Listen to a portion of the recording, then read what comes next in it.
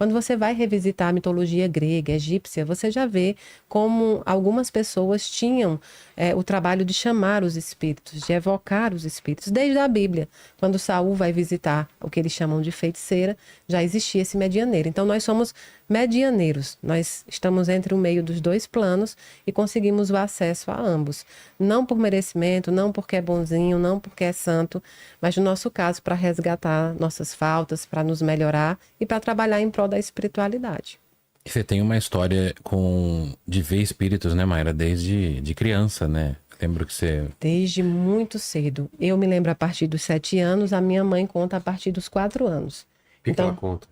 Olha, minha mãe foi a que mais sofreu, porque minha mãe é evangélica. Poxa. E é evangélica até hoje. É evangélica até hoje, Só que hoje a gente brinca que ela é espirangélica. Mas ela aceita? Aceita. Ela hoje é uma das minhas maiores seguidoras, assim.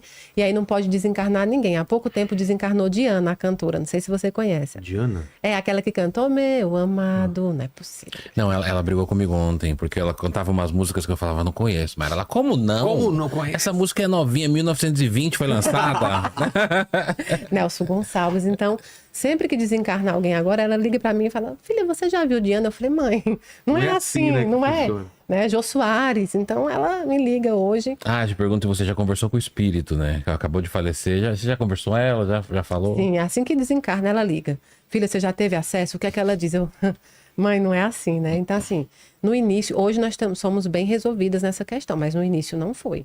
No início foi muito sofrimento para ela, principalmente das coisas que mais amedrontava, que era justamente a história que eu já te contei no outro programa, que a primeira coisa que abalou a relação entre mim e a minha mãe, desde pequeno, foi essa situação. De um vizinho que vinha passando pela rua, ele morava numa rua contrária a gente, umas 3 casas. E ele ia passando e um espírito me comentou que ele iria, na época eu não sabia a palavra desencarnar, mas que ele iria morrer naquele dia. Ele vinha passando de bicicleta, minha cidade é muito pequena. E aí estava todo mundo na calçada, né? A mania de sentar na calçada em cidade pequena.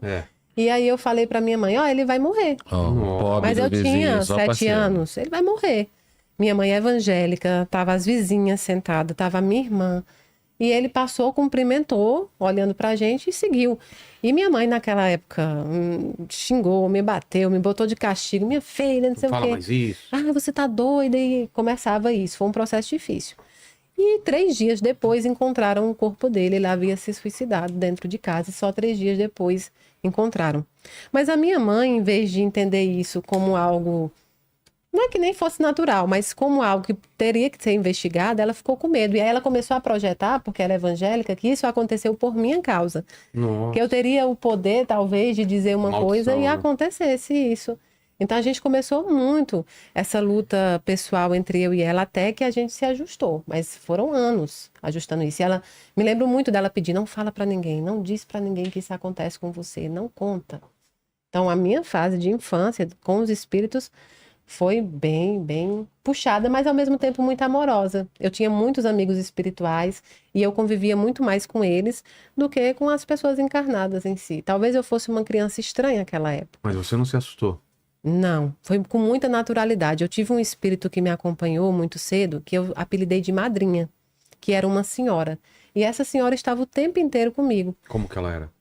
Uma senhora mesmo, uma idosazinha, de cabelinho branco, com um coquezinho na cabeça. Uma roupa parecida com roupa evangélica mesmo. A roupa, não antiga a roupa. Não antiga, mais atualizada. Bem uma senhorinha mesmo. Bem uma senhora, tanto é. E ela tinha um pentezinho, que ela prendia o cabelo com um pentezinho, sei. Sabe? E azul. E aí eu contava isso pra minha mãe, e minha mãe, para tentar com que eu não falasse pra ninguém, ela dizia, deve ser um anjo da igreja dela, né? E deve ser um anjo da igreja. Então eu cresci achando que era um anjo mesmo.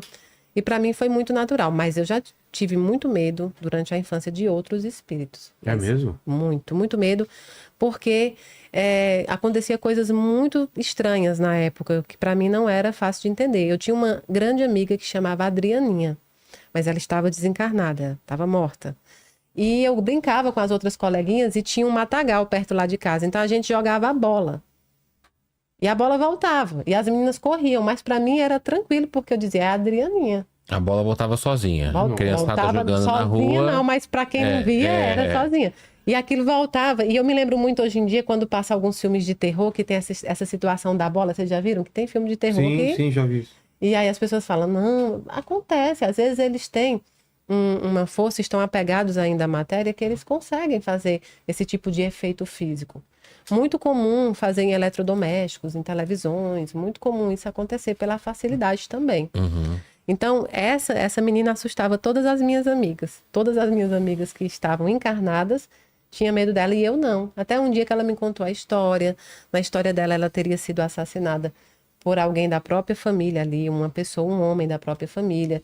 E aí ela me contou que acharam só os cabelos dela. E aquilo me marcou, assim, um grande período da infância. Então, eu passei a ter algum medo ali, nas primeiras histórias. Como que ela era, Adrianinha? Era uma menina loira, baixinha? Era uma menina morena, do Morena. cabelo bem comprido, usava um shortzinho rosa, a sandalinha havaiana, uma típica menina do interior mesmo. Tanto é que quando a gente brincava, eu chegava a dizer para ela colocar as havaianas como se fosse a trave da bola. Vocês já jogaram bola assim, botar a trave ali, né? Botar uma havaiana de cada lado. Então as meninas falavam, não tem gol. E eu falava, tá lá as havaianas, entende? E não tinha havaiana porque só eu enxergava. Gente, era a havaiana do espírito. Do espírito, Isso. que ele plasmava. E só você via. Só eu via e a minha avó. A minha avó que desencarnou já, a minha avó via, mas ela dizia que via alma, né? Minha avó era uma senhora que não tinha escolaridade, mas tinha uma sabedoria enorme. E foi ela a primeira a me acolher. Então, desde o princípio, quando eu falei para ela que via, ela acreditou, ela me acolheu. E fui morar com minha avó, porque foi mais fácil para mim. Por muito tempo, eu e a minha mãe, a gente embateu muito nessa situação. Uhum. Muito tempo. Então, por muito tempo, eu não dizia pra ninguém, só a minha família. E aí era comum falar assim, ela é doidinha, não é normal. Isso era o comum da época, assim. É tanto que eu te perguntei, né? Como que você fez para diferenciar isso? E se você já foi buscar realmente na sua cabeça, falar, será que eu sou esquizofrênica? Será que eu sou doidinha mesmo? Você já teve essa busca, né? Você imagina que durante a fase da adolescência é ainda mais difícil. É difícil você manter relações de amizade, é difícil você manter relações afetivas quando você passa por esse processo. E eu sempre busquei querer saber o que acontecia.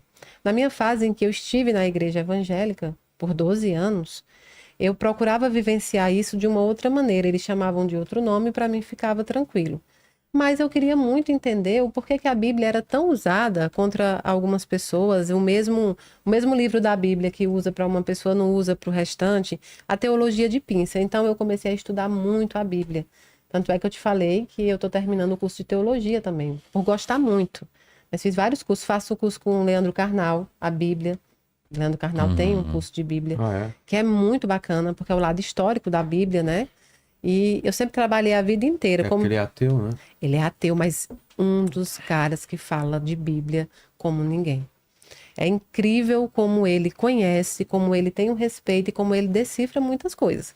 Mas você precisa ir de forma não fanática. Se tem uma coisa que eu aprendi na vida, é que a espiritualidade, ela não é de fanatismo. E cada um tem o seu modo. Então, religião é a opção e ela não pode ser arma e nem fanatismo.